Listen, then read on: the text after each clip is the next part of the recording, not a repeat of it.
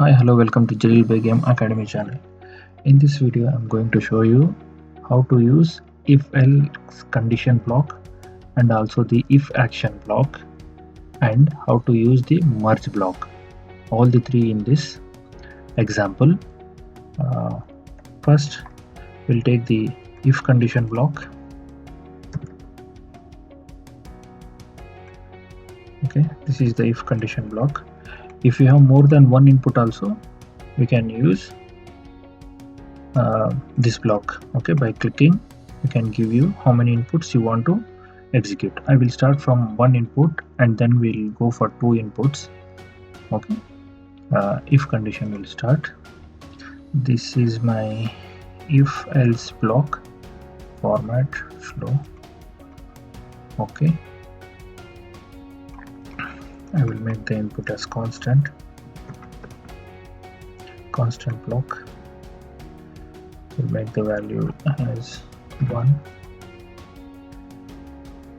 Format enable. Okay, on.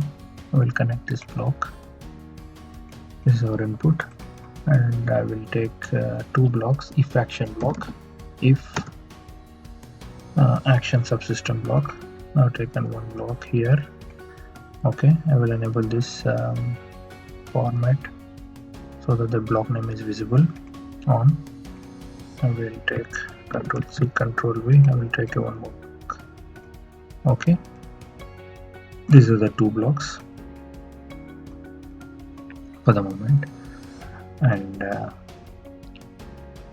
will take a merge block.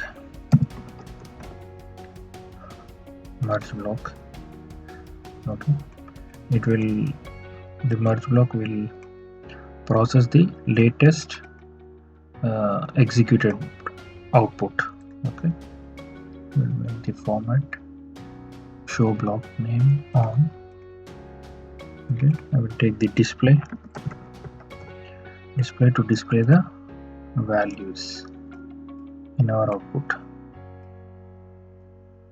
Okay, right click format on. Alright, now we will put in the action subsystem whatever we want to. Whenever this condition is satisfied, the action subsystem block, what it will do is it will pass whatever the value is here. For example, I have put the constant 100. If you want to send some sine wave, square wave also, you can add those blocks here. For this example, I am taking only the constant value. I will take one more here. Okay, I will make this one as 200. Okay, save it. Now my input 1, if this condition, if u1 is greater than 0, this action subsystem will be true and 100 will be passed here. Okay, if u1 is, this condition is false, it will go to the else and it will execute the second if action subsystem.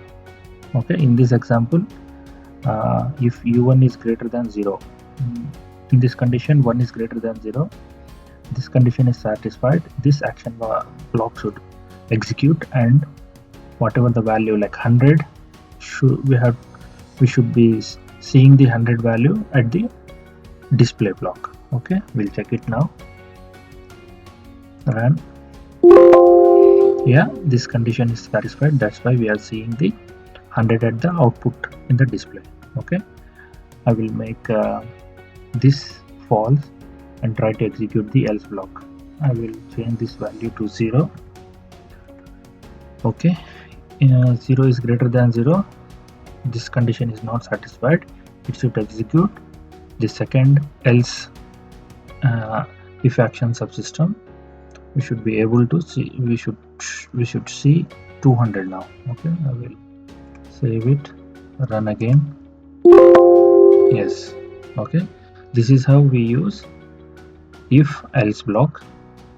Okay, if you want to, if you have more than one input value, we'll check how it will work. Okay, I will try to make number of inputs, double click on the if block, change the number of inputs to 2. Okay, and I will copy this to here, and what you have to do is you have to specify else expression. I will make it u2 is equal to 0. Apply. Okay, yeah, we have 3 cases now. One is if u1 is greater than 0, and next one else if u2 is equal to 0, and the third one is default condition. Okay, like both u1 and u2 are, these two conditions are false, this default will execute. We'll try to take this value as 300 so that it will make differentiation between first if action subsystem, second if action subsystem, and third if action subsystem. We'll change this value to 300. Okay, and I will change the merge block to 3. Okay, yeah, now I will save it. Okay, now 0 is greater than 0, this one is false. Now else if u2 is will come from first one.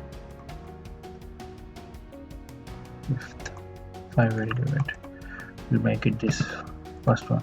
Okay, first input as non-zero. Now if u1 is greater than 0, okay, 1 is greater than 0, this condition is satisfied. u2 is logically equal to 0. Now u2 is 5, this condition is false, and this condition is also false.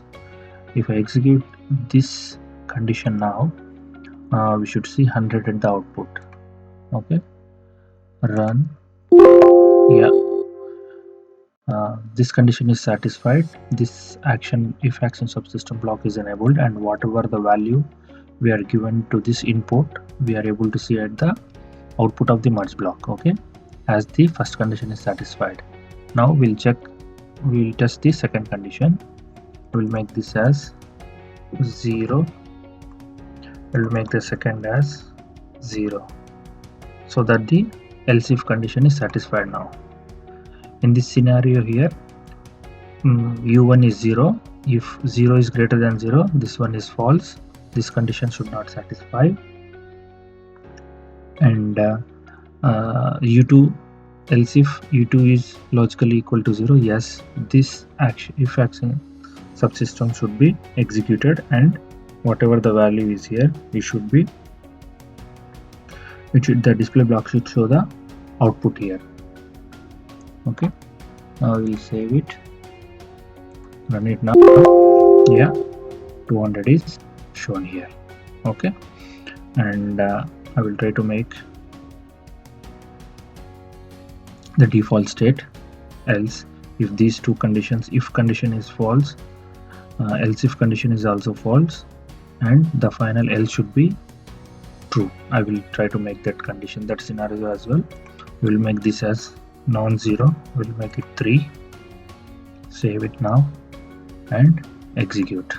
Okay, now else condition, this one is enabled, and this if action subsystem is true now, and whatever the value present in the if action subsystem input is seen on the display at the output. Okay, in this way we have selected the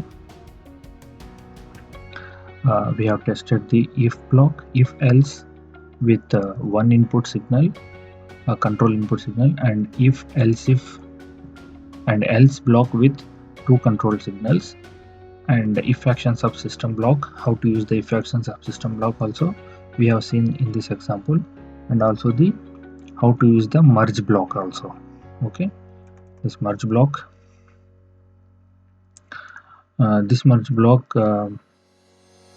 merge block input signal into a single output whose initial value is specified by the initial output parameter. Okay, this is the if else condition example we have seen in this video. Thank you for your time, guys. If you like this video, please like, share and subscribe to Jalil Begum Academy channel for more interesting videos. Bye for now.